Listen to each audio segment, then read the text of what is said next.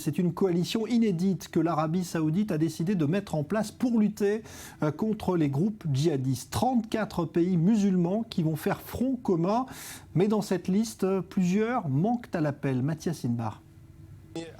Pas d'Iran ni d'Irak, mais bien de l'Égypte, de la Turquie ou encore du Pakistan. Voici en gros la composition de la coalition islamique fondée par l'Arabie saoudite et annoncée en grande pompe par le ministre saoudien de la Défense du Royaume. Et un mot revient avec insistance, terrorisme. Aujourd'hui, il y a un grand nombre de pays qui souffrent du terrorisme, comme Daesh en Syrie et en Irak, le terrorisme dans le Sinaï, le terrorisme au Yémen, en Libye, au Mali, au Nigeria, au Pakistan, en Afghanistan, et cela exige un grand effort pour le combattre. 34 États arabes ont d'ores et déjà annoncé avoir rejoint cette coalition, dont le centre de commandement sera à Riyad. Une lutte globale contre toute forme de terrorisme, mais pas seulement contre Daesh, estime l'homme fort du palais saoudien. Pas seulement contre Daesh, contre toute organisation terroriste qui apparaît en face de nous. Nous allons prendre des mesures pour le combattre. Un ton vindicatif, Daesh est ici qualifié de fléau et surtout d'assuré.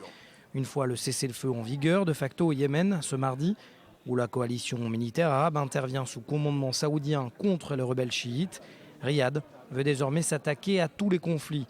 10 autres pays musulmans, dont l'Indonésie, soutiennent la nouvelle coalition et pourraient se joindre à elle prochainement. Alors, on va en savoir plus sur cette nouvelle coalition avec Christian Mallard, notre consultant diplomatique. Bonsoir. Vous êtes à Paris où vous avez pu rencontrer justement cet après-midi le ministre saoudien des Affaires étrangères. Oui, alors M. Al-Jouber nous a beaucoup parlé de cette alliance militaire islamique de 34 pays dont vous venez de nous parler. Alors, elle va agir sur la base de la charte de l'Organisation des Nations Unies.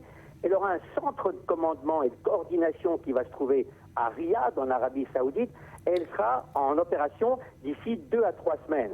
Alors il s'agira surtout, et là je crois que c'est là qui est très important, il s'agira surtout d'aider à l'éradication des organisations terroristes comme Daesh et Al-Qaïda, entre autres, dans 5 pays, la Syrie, l'Irak, Libye, Égypte et Afghanistan, avec 2 points fondamentaux. Alors ça c'est une première, l'envoi de forces spéciales au sol, eh bien, envoi de forces spéciales au sol de ces pays, ces 34 pays, en coordination avec les forces de la coalition internationale. Et puis, un deuxième point qu'on a déjà abordé, c'est traquer l'idéologie terroriste sur le net et les fonds destinés à financer le terrorisme. Donc ça, c'est le point quand même fondamental, c'est qu'on n'exclut pas l'envoi de forces spéciales au sol, ce que réclamaient depuis longtemps les Américains, les Français et d'autres qui sont présents sur le terrain d'opération. Donc ça, c'est une première. Et donc ce n'est pas une concurrence pour la coalition internationale, c'est un complément, il faut le voir comme ça. C'est un complément, il faut voir comme ça, c'est à la fois, je disais un instant, sur la base de la charte de l'Organisation des Nations Unies, mais aussi de ce qu'on appelle la charte de la coopération islamique. Donc elles sont complémentaires.